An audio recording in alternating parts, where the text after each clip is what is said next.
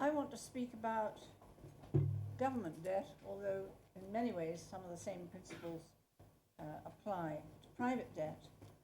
And I want to get away from the dichotomy which the present debate insists upon so vehemently, the dichotomy between austerity and profligacy.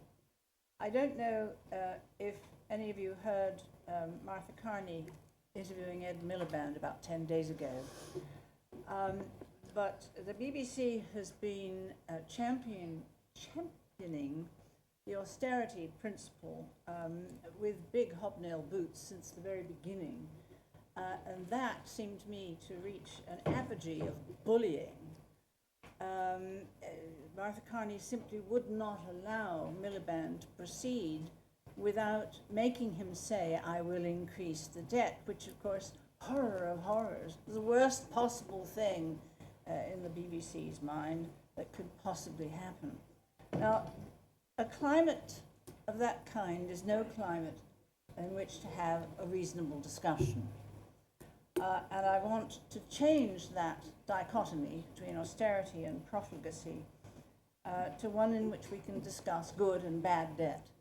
And before I get going on that, I think we ought also to relax a little bit and look at the scale of debt from an historical point of view. And I'd like my slides on the screen. Okay, this is 100 years of debt to GDP ratios, and the little uptick at the very end is what the present government is talking about. I mean, there have been 4 more years and it has been climbing, but you can see that in the general run of things, it's small beer.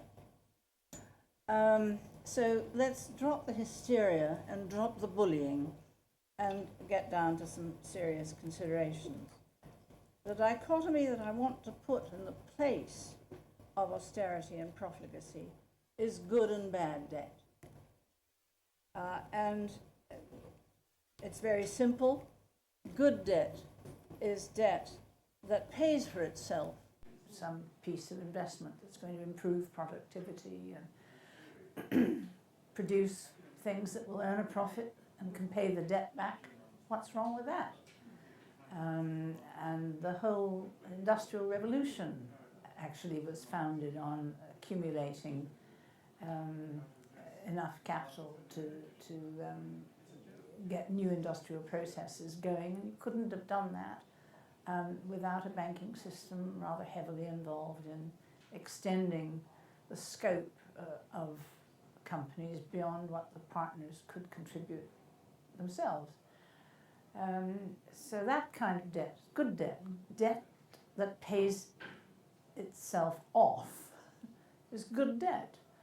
And then debt that can't possibly generate any income or wealth for anybody except the fleet of foot is not good debt. Purely financial debt, which allows those speculators who operate very fast to benefit at the expense of those who are a bit slow.